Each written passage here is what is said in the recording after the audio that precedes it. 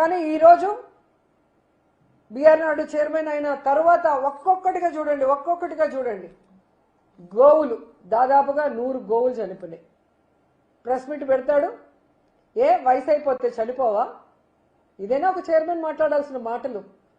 వయసు అయిపోయి 100 ఆవులు వెంటనే చనిపోతాయా? మీ చేతగానితనం వల్ల చనిపోయినాయి. మీరు వాటిని సరిగ్గా సంరక్షించకపోవటం వల్ల, ఆ తప్పు చేసిన వాళ్ళ మీద మీరు ఎటువంటి చర్యలు తీసుకోకపోవటం వల్ల వెంటనే అన్ని ఆవులు చనిపోయినాయి. అసలు ఒక ఆవు అయితే ఏకంగా గోశాల నుంచి బయటకు వచ్చి రైల్వే ట్రాక్లో ట్రైన్ గుద్ది చనిపోయింది. అంటే ఎంత నిర్లక్ష్యంగా ఉన్నారు మీ కింద వర్క్ చేసేవాళ్ళు. అంటే మీ మీద భయం భక్తి లేదు. ఎందుకంటే మీకే దేవుడి మీద భక్తి లేనప్పుడు వాళ్ళు మీకెందుకు భక్తిగా ఉంటారనేది ఆలోచించాలి. అలాగే మీరు చూస్తే భగవద్గీత హిందువులందరూ ప్రతిరోజు ఒక పేజీ అయినా చదవాలి భగవద్గీత అని పెద్దలు చెప్తారు.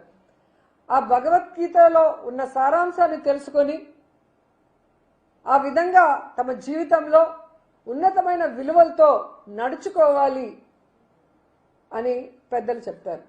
కానీ ఈ బిఆర్ నాయుడు అంటాడు సిగ్గు లేకుండా, వైఎస్ఆర్ వాళ్ళు 50 కోట్లు పెట్టి బుక్కులు కొట్టేశారు, అవన్నీ రూమ్లో వేస్ట్ ఉన్నాయి, అసలు ఆ భగవద్గీతలో ఏముంది చెత్తదప్ప అంటాడు. ఆ మూతి మీద 4 పట వేయాలనిపించింది నాకు.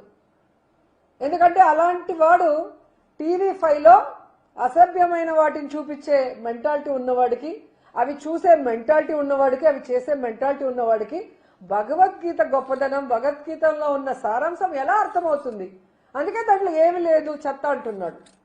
దీని మీద ఖచ్చితంగా హిందువులందరూ కూడా తిరగబడాలి. ముఖ్యంగా బీజేపీ వాళ్ళు, ధార్మిక సంస్థల వాళ్ళు, సంఘాల వాళ్ళు, అలాగే హిందూ సంఘాలు కూడా ఈ బిఆర్ నాయుడు మాట్లాడే మాటలకి స్పందించాలి, బుద్ధి చెప్పాలని కూడా నేను కోరుకుంటున్నాను. ఎందుకంటే మన హిందూయిజాన్ని, మన ధర్మాన్ని, మన భగవంతుణ్ణి, అలాగే మన భగవద్గీతని చులకనగా మాట్లాడే ఇలాంటి వ్యక్తికి టీటీడీ బోర్డు చైర్మన్ గా ఉండే అర్హత ఉందా? అలాంటి వాడిని వెంటనే రాజీనామా చేయించి మెడ పట్టుకొని గెంటేయాలని కూడా వీళ్ళందరినీ కోరుకుంటున్నాను. ఈరోజు ఒక వీడియో రిలీజ్ అయింది.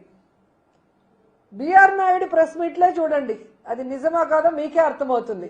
ఎందుకంటే ఆయన కోసం చాలా మంది ఆడవాళ్ళు తెగ మాట్లాడుతున్నారు. కొంతమంది అయితే ఏకంగా ఆయన్ని సమర్థించేస్తున్నారు పొలిటికల్ నాయకులు. ఆయన ప్రెస్ మీట్ చూస్తేనే మీకు అర్థమైపోతుంది అది నిజమా కాదా అని. ఆయన మీద ఏఐ చేసి బ్యాడ్ చేయాల్సినంత అవసరం ఎవరికి కూడా లేదు. ఆయన అంత గొప్ప వ్యక్తి కూడా కాదనేది తెలుసుకోవాలి. రెండవది, ఆయన మాట్లాడిన మాటల్లో ఆ వీడియోలో తప్పే ఉంది. ఆ వీడియోలో ఉన్న ఆవిడ మాకు 25-30 సంవత్సరాలుగా మా అందరికీ ఒక మంచి రిలేషన్షిప్ ఉంది, వాళ్ళ ఇంట్లో వాళ్ళు కంప్లైంట్ చేశారా లేదా మా ఆవిడ కంప్లైంట్ చేసిందా, మీకేంటి బాధ? ఇలా మాట్లాడినప్పుడు అది ప్రజల విజ్ఞతకే వదిలేస్తున్నాను.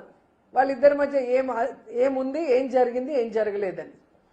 ఎందుకంటే ఈరోజు ఆ వీడియోలు బయటకు వచ్చాయి అంటే ఒకటి ఆమెనా బయట పెట్టాలి, లేదా వాళ్ళ ఇంట్లో పనిచేసే వాళ్ళైనా బయట పెట్టాలి. వేరే వాళ్ళు పోయి వాళ్ళ ఇంట్లో కెమెరా పెట్టి తీసేంత అవకాశం ఉంటుందా? అది ఒకసారి మీ అందరూ కూడా ఆలోచించాలి. ఈరోజు పట్ట పగలు ఈ విధంగా దొంగ దొరికిన తర్వాత తప్పించుకోవడం కోసం ఈయన ఒక కేసు పెడతాడు, మళ్ళీ ఆవిడతో ఒక కేసు పెట్టిస్తాడు. అవి ఫేక్ వీడియోలు, ఏఐ వీడియోలు, మా మా మా గౌరవాన్ని భంగపరుస్తున్నారు అనేసి. ఆమె పేరేంటో నాకు తెలియదు, ఇందులేఖ అనుకుంటాను. ఆ మేడంకి నేను ఒక సలహా ఇద్దామనుకుంటున్నా. ఇందులేఖ మ్యామ్, ఇక్కడ ఎవరు మీ పరువు తీయలేదు, మీ పరువు తీసిందంతా బిఆర్ నాయుడు గారు. ఈరోజు మాకు ఇన్నేళ్ల సంబంధం ఉంది, వాళ్ళ ఇంట్లో వాళ్ళు ఏమనలేదు, మా ఇంట్లో వాళ్ళు కంప్లైంట్ చేయలేదు, అసలు దీంట్లో ఏం తప్పు ఉంది అని మాట్లాడి మీ పరువు తీసింది ఆయన మీద కేసు పెట్టండి. అది వదిలేసి ఎవరెవరి మీద కేసులు పెట్టామని మాట్లాడటం కరెక్ట్ కాదు.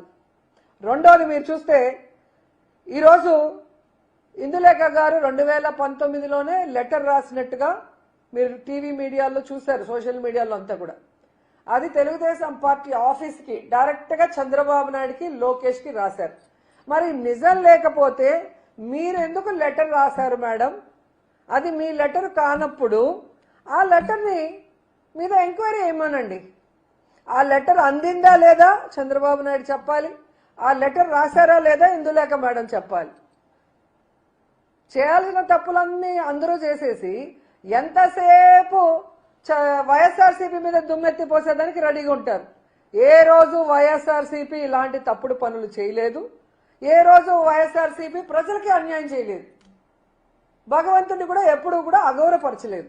కానీ మీరు ఎదవ పనులు చేస్తారు, భగవంతుడిని అగౌరవపరుస్తారు, వీడియోలు దొరుకుతారు, ఫోటోలు దొరుకుతారు, మళ్ళీ ఇదంతా వైఎస్ఆర్సీపీ కుట్ర అని మీ పచ్చ ఛానళ్లతో దాన్ని మా మీద రుద్దాలని చూస్తున్నారు. ప్రజలేం పిచ్చోళ్ళు కాదు, ప్రజలు మొత్తం చూస్తున్నారు. బిఆర్ నాయుడు గారు చైర్మన్ అయిన రోజు నుంచి ఈ రోజు వరకు కొండ మీద ఏ విధంగా తాగేసి మాడ వీధుల్లో తిరిగిన దాఖలాలు చూసాం, మర్డర్ జరిగిన దాఖలాలు చూసాం, గోవులు చనిపోయింది చూసాం, మాంసం తిన్న దాఖలాలు చూసాం.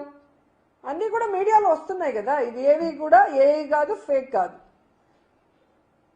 అసలు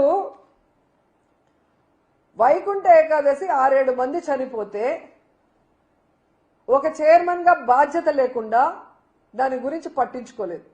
పవన్ కళ్యాణ్ గారు వచ్చి సారీ చెప్పంటే ప్రెస్ మీట్ పెట్టి సారీ చెప్తే చచ్చిపోయిన వాళ్ళు లేసి వస్తారా? ఎవడో చెప్తే సారీ చెప్పమంటే నేను చెప్తానా? అంటే నరాన బిఆర్ నాయుడుకి కొవ్వు ఎలా కొట్టుకుంటుందో చూడాలి. అంటే భక్తుల ప్రాణాలు అంటే మీకు గౌరవం లేదు. దేవుణ్ణి చూడటానికి వచ్చిన వాళ్ళని చంపే అధికారం మీకెవరిచ్చారు? రైట్స్ ఎవరిచ్చారని అడుగుతున్నా. ఎన్నో సంవత్సరాలుగా వైకుంఠ ఏకాదశి అంటే క్యూ లైన్లు పెట్టి టికెట్లు ఇష్యూ చేస్తారు, టోకన్స్. మరి ఏ రోజు జరిగింది? నీ ప్రభుత్వంలో ఎందుకు జరిగింది? నువ్వు ఎవరైనా ఆఫీసర్ని కలుపుకొని పోతే కదా, ఎవరిని మతించవు, ఎవరిని అడగవు, నీకు తెలియకపోయినా నీ ఇష్టానికి చేస్తావు. నీ వల్ల ఈరోజు తిరుమల కొండ పేరు ప్రతిష్టలు దిగజారే విధంగా జరుగుతున్నాయి, అలాగే ప్రజల ప్రాణాలు పోతున్నాయి. సిగ్గు లేకుండా ఈసారి వైకుంఠ ఏకాదశిలో టోకన్లు ఇష్యూ చేయడం చేతగాక జనాల్ని రానికుండా కింద తిరుపతిలోనే ఆపేశారంటే ఎంత దురదృష్టకరం ఒకసారి చూడండి. నాకు తెలిసి చరిత్రలో అతి తక్కువ మంది వచ్చిన వైకుంఠ ఏకాదశి ఇదే అనుకుంటా. గుళ్ళో దర్శనం లేకపోయినా కనీసం కొండపైన నించున్న భగవంతుడి ఆశీస్సులు ఉంటాయని అందరూ కొండకొస్తారు. టోకన్లు ఇవ్వకపోవడం నీ చేతగానితనం. దాన్ని కప్పిపుచ్చుకోవడానికి కొండ మీదకి కూడా ఎవరిని రానికుండా ఈరోజు నువ్వు చేస్తున్న పని ఏంటి? అండ్ ఈ రోజు వరకు నువ్వు తిరుమల ప్రతిష్ట పెంచే విధంగా ఒక పనైనా చేసావా?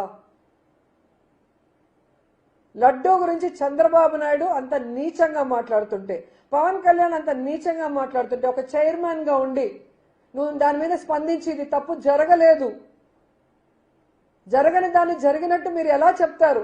మీ దగ్గర ఏం ప్రూఫ్స్ ఉన్నాయి? ఏం శాంపుల్స్ ఉన్నాయి? ఏ ఇంటెలిజెన్స్ రిపోర్ట్ ఉంది?